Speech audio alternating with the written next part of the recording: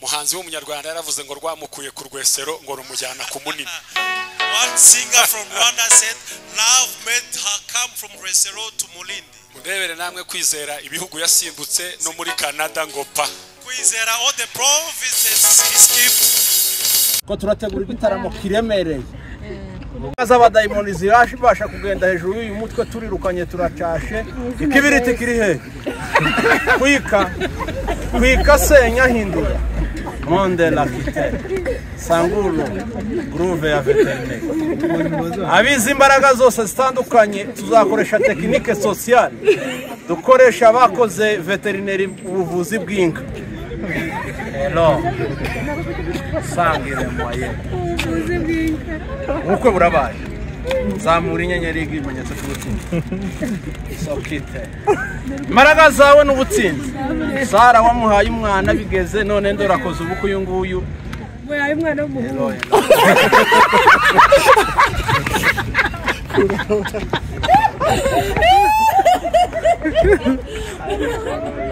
Rimbanije amakoti yamaze gupaswa.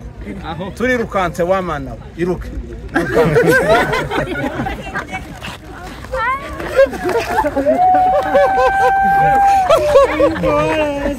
Kwizera yahageze na mugenzi we. Kwizera is in the house together with his partner. Arahari? Is he here?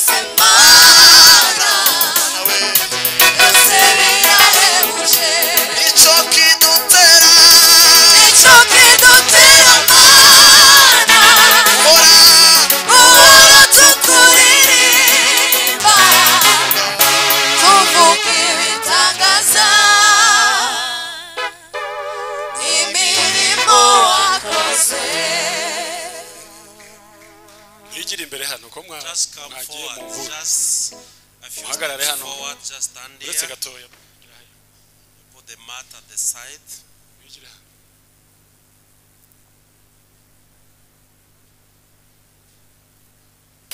Uri kubabona? Can you see them or not?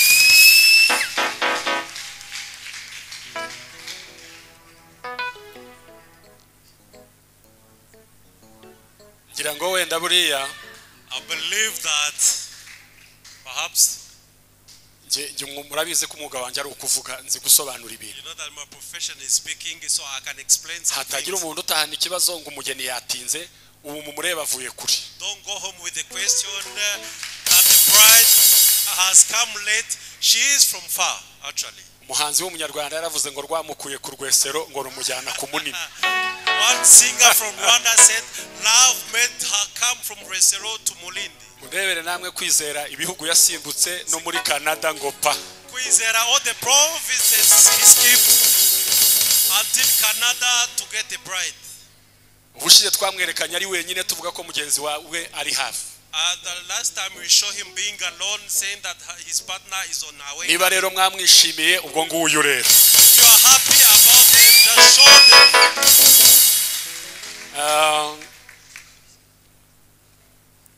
Ibindi gahunda ni kuwa gatandatu. The rest we are going to do it on Saturday. Itorero mwese muratumiwe. The church we are all invited.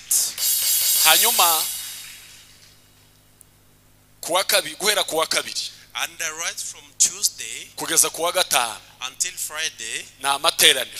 We shall have services. Kuwa kabiri tuzaterana. On Tuesday we are having a service. Ariko kuwa gatatu but on Wednesday kizaba ari igiterane cy'abavuga butumwa bavuye mu gihugu cyose. We'll have a conference of all the speakers from around the world. Ababonye afishe mwabonye ko ari abashumba benshi bazaba bari hano. Those who saw the post, you saw that we are going to receive many pastors here. Baje gushyigikira ubukwe bwa Kwizera na Nziza. Coming to support the wedding of Kwizera and Nziza. Kuwa gatandatu nibwo tuzabasezeranya. On Saturday we are celebrating their wedding. Rero umuntu udafite ishyari avuge ngo hallelujah. So a person who is hallelujah.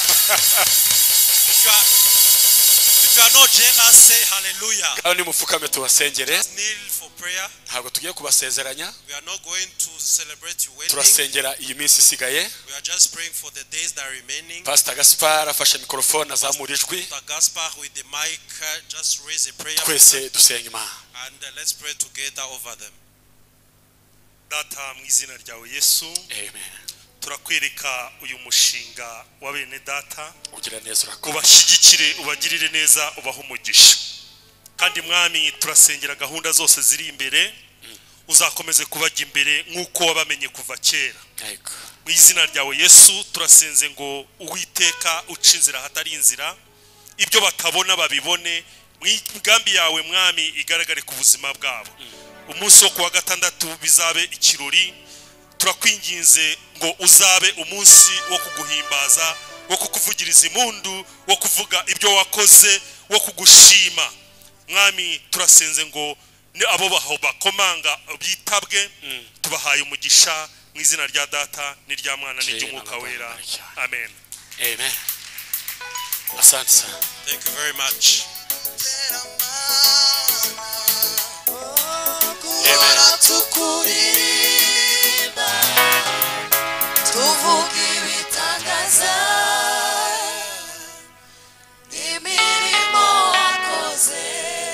Amashi menshi n'impundu ku Rounds of applause and shouts of joy.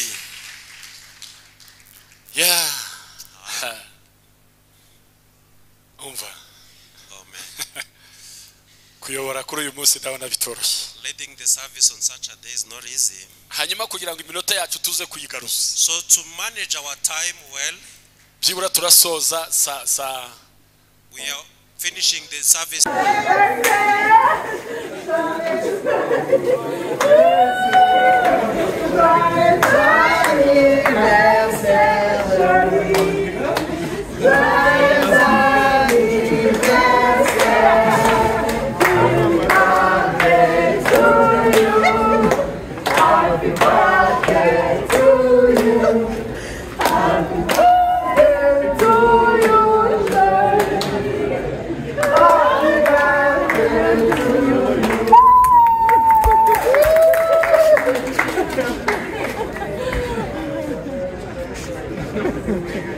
Twataramye kwa kangahe? Wa kane.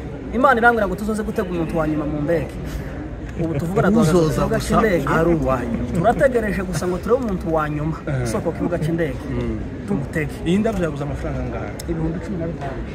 15 kugira ngo z'amanyarwanda. Kugira ngo utege umuntu utazi. Kugira ngo yerekwa ryacu. Hari amahirwe yuko wohura n'umushino. Hari nibyo ko bagashimwa kaza kabwira ngo shumsha kamanga kutururabo. Imana gonyine irasebuka. Ariko igihe urarushiramo umutwe urihumuriza n'agahanga bazabagira gute itonderemo uramushiramo umutwe uyu muntu Aundi witwa Karuvunga uwagombaga gupfa kandi atarenganye Oe nawe aributswe kubw'amaraso ya Yesu dore aributswe Aundi witwa Karuvunga uwagombaga gupfa kandi atarenganye dore nawe aributswe kubw'amaraso ya Yesu dore aributswe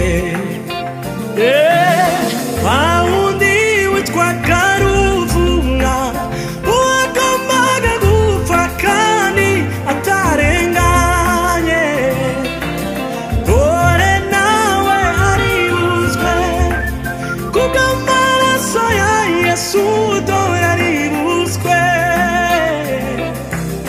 Aundi witwa Karuvunga uwagombaga gupfa kandi atarenganye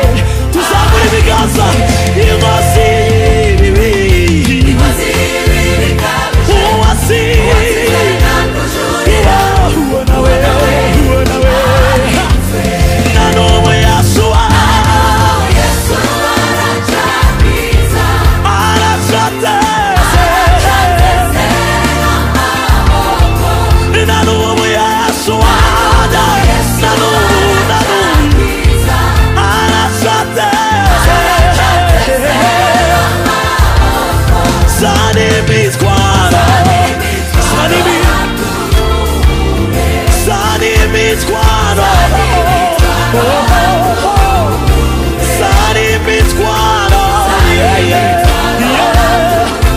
bana we zari imitwaro wirabigano yawe shira amagare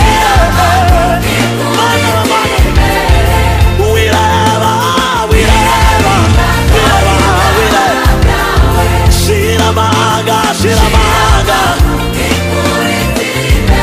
Nukuri Yesu wanjye Nukuri Yesu wanjye Bana we Nukuri Yesu wanjye Zamura ibiganza zamura Nanuwe Yesu arashateza Nanuwe Yesu wanjye Nanuwe arashateza Zani imitwaro Zani imizana we Zani imitwaro yawe Zani imitwaro Bana we wirabigano Shiramaga wirabigano Shiramaga Nukuri Yesu wanjye Nukuri Yesu wanjye Mana we Nukuri Yesu wanjye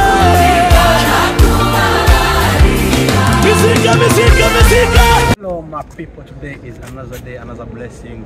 This is in Lewis. Mkongomani azavuga ngo leo ni siku njema ya furaha Kubwa na vigeregere kuliko kesho jana. kuliko wanadamu. So turi kuri channel ya Son TV na Ndanda TV. Abagabo b'Imana. Impamvu duhagaze imbere y'iyi kamera. Ejo bundi nagize umuhamagaro mw'abantu. Mbwira uyu mugabo ndabwira ngo nagize igitekerezo n'umuhamagaro. Ndabwira ngo abantu bari mu kuza mu ndege bari mu kubashira indabo. Sinzi ko twataramye kwa kangahe. Kwa kane. Imana irambwira ngo tuzoze gutega umuntu wa nyuma mu ndege. Ubu tuvugana duhagaze ku cy'indege. Turategereje gusa ngo turebe umuntu wa nyuma soko kibuga cy'indege. Tumutege. Iyi ndabyo yabuze amafaranga ngaha. Ibihumbi 15. Kugira ngo z'amanyarwanda. Kugira ngo utege umuntu utazi. Kugira ngo yerekwa ryacu. Hari amahirwe yuko wohura n'umushinwa. Hari nibyo ko bagashimwa kaza kabwira ngo shumsha kamanga kutururabo. Imana gonyine irasebuka. Ariko iryo yerekwa niyo ryatuzanya. Ariko iwacu namubwiye ko barako turi mu bintu byo gushaka abafiance. Ndamubwira ngo nidusanga ari akantu k'agakobwa kari maneke. Arakajana. Maneke bivuze ngo kari kuri size ukeneye. Wewe kubera kito ba size wakene. Kubera kito kubera kera gugiye kujana amafuta. Cyangwa zo kubera umuzeyi. Toka we urambere umuzeyi. Sifite uwanje.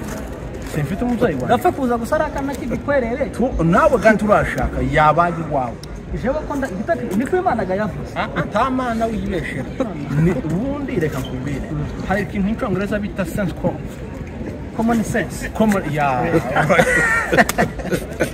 Common sense. Cyangwa se ni common sense cyangwa se sense common. Version of version. You understand it? Kuvuga ngo sense common niko kuvuga ngo nyakiyobe warenga kuvuga ngo kanjobe. Ni common sense nyakiyobe. Sense common na common sense sibivuga ikarata. None kuvuga ngo nyakiyobe no kuvuga ngo kanjobe. We have many countries we have studied. Where did you run from? Rugezi. What is running? What is studying? Kwiruka. Running. Oh. Aho twigiye. Aho mwiruki. My brother, you have running to understand my point. What is the meaning of running? You have to understand my point. Azashiramo ngo don't mess with me, bro. Don't mess with me, bro. So guys, it is only just a greeting. We love you. We need you in our life. Uwo muntu kandi tunamutega turamwerekana. Turabereka umuntu gutega. Kwaje gutega umuntu wa nyuma mu ndege. Wa nyuma. Ese indege igira intebe zingahe? Ese indege nayo nuko muri bisi wagende mu ndege. indege sindagendera mara kuko mbitekereza ijamo nk'abantu nka 400 siko indege abantu 400 sinumvisha ngo bama hantu kwihagarika na restaurant niki ejo zose kandi tuzokwira mu ndege kandi gihuye n'intebe tuzokwira mu ndege babona intebe bakabona ha saro na douche bakabona ha toilette bakabona ko nayo yagishanye nini wa ntabwo bojamo none abantu baturushaga mu ndege mutugura muri abantu baba mu ndege ikindi kibazo nsa nibaza so mwiriwe ko turakira umugore hano ko nsa numva ngo abantu ngo bage mu ndege kandi wumva ko turamujumera riri indani ahiwe waje gutega umuntu wanyuma mu ndege ese muzamubitaho abanyuma mu ndege umuntu wanyuma mu ndege azahagera sanga muzamwakira niwe twamuheza indabo niwe uyu munsi tumuzimuhe nta muntu wanyuma baho mu twazigenda ayiwe hari ahantu hatabu wanyuma andari kwimana no kwishuri mu ndege batizere ta hantu hatabu na bibiri habe na bisigira umuntu wanyuma uvamo nyuma so ndege ya nyuma nta bumenyi kibazo bahagarika ikibuga cy'indege nijoro y'amasaha yakuze ziraza paka mu gitondo okay nakubwiye ngo se ko bazafungiriye garura hari gare n'ikibuga cy'indege nti ugomba gufunga hari gare bazakeretse ari kayo ibyo banze ko twinjiramo ni kayoza kayoza ahubwo nibo bazakinira muri gare ha muntu ufite ikibuga cy'indege so guys ni kuri mutwihanganire turn on warubye kuvuga bese bagume on touch bagume on touch keep on touch okay keep on touch Cyangwa we are stay in tuned. airport ariko ko wakuje stay tuned stay tuned agatara kagumye ka ni ukuvuga ngo rero amasaha ku yandi turagenda tubahereza update umuntu Ese wanyu ikibazo mbaza. mugume mu guessing kugira ngo arashobora kuba twitege. umuntu Norvege arashobora kuba umu Bangladeshian Cyangwa umushinwa. Chinoise urumva n'ibintu bajya abandi cyangwa umufilipine uwo dutega wese turamubereka ikibazo nari kuvuga ko baba bavuga ngo ikibazo mu ndege nta muntu wanyuma ubamo oya baranda twotega nk'umugore uzana amahasha hari uwo utwara abana bibe babiri mu ndege none ikibazo cyangwa wasanze tibishoboke indege gizeje ngo nakomeye muri abantu yayo usohoka hano kuri gate hari 4G MTN urarushiramo umutwe urihumuriza n'agahanga bazabagira gute itonderemo uramushiramo umutwe uyu muntu rero mwabantu mwe berekera tuware bakumushinga kare yatwege wari kwita agashimwa tugataha nubu mu by'ukuri bene data mu guessing what is country what is abaye ukishasa ese like ahubwo basha kubombeka mu Iraq beat la semedi yo mu sameta ku secretary mu bukwe ahubwo abantu bafite amakwe mu kaba abantu bafite amakwe mukaba mufite amakwe mukene dufite akambuga karege ko kagakiribitre turi gukunda agakiribitre kaje kagutse no kuvuga ngo rero abantu mukomeze mukurikirana ni channel ya Sun TV Ndanda TV na Candlelight ndetse na Candlelight yaje abantu mukore subscribe abana abantu twagendanye ku video reko ryacu byo gutega umuntu ku kibuga cy'indege wanyumuheka tumuzi natwe Imana aravuze gusa ngo muzoze mwakira umukozi w'Imana nimba umukozi w'Imana so biriya ku muryango biriya iri ku muryango ni kamera so niyo sabita kamera wakigoze uzubona yani kamera zira si foto y'inshuti ni kamera wewe hari kamera yo hari kamera yo bitukura kuri